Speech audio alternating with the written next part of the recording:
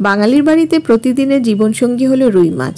আর এই রুই মাছ একঘেয়ে লাগলে একটু অন্যরকম করে আমরা বানিয়ে থাকি। নমস্কার বন্ধুরা, তোমাদের সকলকে রুমির হেসেল ঘরে স্বাগত জানাই। আমি রুমি। আমার আজকের রেসিপি রুই পোস্ত। খুবই সুস্বাদু হয় খেতে, গরম ভাতের সাথে খেতে অসাধারণ লাগে।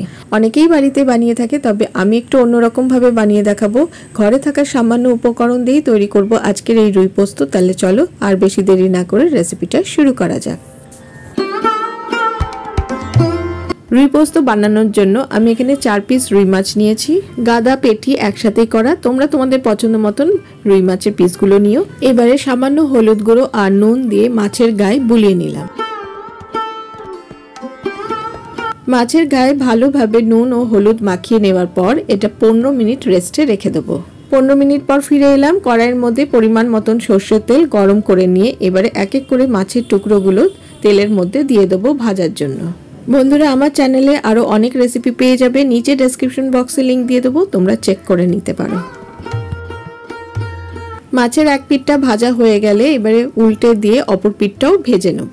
আমার চ্যানেলে নতুন বন্ধু হয়ে থাকলে রেসিপিটা দেখে যদি তোমাদের ভালো লেগে থাকে তাহলে লাইক ও কমেন্ট করে আমার চ্যানেলটা সাবস্ক্রাইব করে নেওয়ার অনুরোধ রইল। আর পাশে থাকা বেল আইকনটাকে অবশ্যই প্রেস করে দেবে, যাতে পরবর্তীকালে আমি যখনই কোনো রেসিপি শেয়ার করব তার নোটিফিকেশন তোমাদের কাছে আগে পৌঁছে যাবে।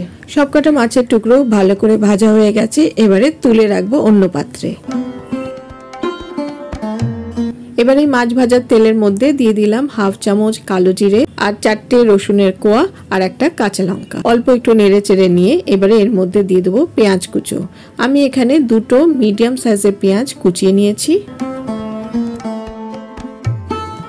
পেঁয়াজ এবারে বেশ লাল করে ভেজে নিতে হবে। রুই পোস্ত বানানোর জন্য পেঁয়াজটা খুব ভালো করেই ভাজার দরকার, আর এই পেঁয়াজ ভাজতে একটু সময়ই লাগে।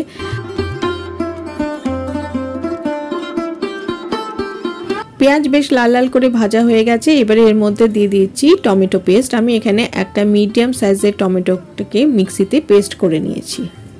টমেটোর পেস্টটা দেওয়ার পর ভালো করে কষিয়ে নেব যতক্ষণ না টমেটোর কাঁচা গন্ধটা চলে যায়। টমেটো খুব ভালো করে কষানো হয়ে গেছে, কাঁচা গন্ধটাও চলে গেছে আর বেশ তেল বেরিয়েছে দেখো। এবারে দিয়ে দিচ্ছি পোস্ত বাটা। প্রায় 4 চা চামচের মতন পোস্ত বাটা একটু জলে গুলে দিয়ে দিতে হবে। পোস্তটা আগে কাঁচা লঙ্কা দিয়ে মিক্সিতে বেটে রেখেছিলাম। এবার ফ্লেমটা লোতে করে পোস্তটা ভালো করে নেড়ে চেড়ে নিতে হবে। ঠিক একইভাবে তোমরা পেঁয়াজ পোস্ত বানাতে পারো, সেখানে শুধু মাছটা দিতে হবে না, কিন্তু প্রসেসটা কিন্তু ঠিক এইরকমই। পোস্তটা ভালো করে নেড়ে চেড়ে নিয়ে এবারে এর মধ্যে দিয়ে দেবো স্বাদ মতো নুন। নুনটা দেওয়ার পর ভালো করে মিশিয়ে নেব। এবারে যে বাটিতে পোস্তটা আমি বেটে রেখেছিলাম সেই বাটিতে অল্প একটু জল দিয়ে ভালো করে গুলে নিয়ে এবারে কড়াইয়ের মধ্যে দিয়ে দিলাম। জলটা দেওয়ার পর ভালো করে মিশিয়ে নেব। খুব বেশি জল দেওয়ার দরকার নেই, যেহেতু আমি সেমি গ্রেভি রাখবো তাই জলের পরিমাণটা অল্পই দিলাম। এখানে আমি হাফ বাটির মতনই জল দিলাম।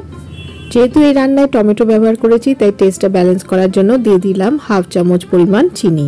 চিনিটা এবারে ভালো করে মিশিয়ে নেব।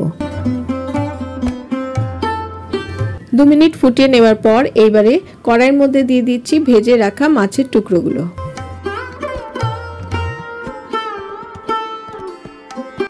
মাছের টুকরোগুলো দেওয়ার পর এবারে 2-3 মিনিট একটু ফুটিয়ে নেব।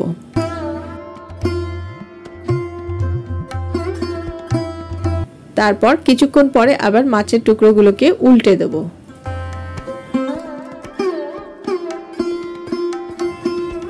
এবারে আরো 5 মিনিট একটু ফুটিয়ে নিতে হবে। ব্যাস, তাহলেই তৈরি হয়ে যাবে আমাদের আজকের রেসিপি রুই পোস্ত। দেখলে তো আর কোনো গুঁড়ো মশলা আমি কিন্তু ব্যবহার করিনি, তাতে কিন্তু পোস্তর যে স্বাদটা আছে সেটা চলে যায়। আমি মাছের গায়ে যা নুন হলুদ মাখিয়েছিলাম তারপর কিন্তু আর হলুদও ব্যবহার করিনি, আর এছাড়া আর কোনো গুঁড়ো মশলা তো দিলামই না। রুই পোস্ত আমাদের একদম রেডি। এইবারে 2টো কাঁচা লঙ্কা চিড়ে দিয়ে দিলাম। তারপর ফ্লেমটা অফ করে ঢাকা চাপা দিয়ে 2 মিনিট স্ট্যান্ডিং টাইমে রেখে দেবো।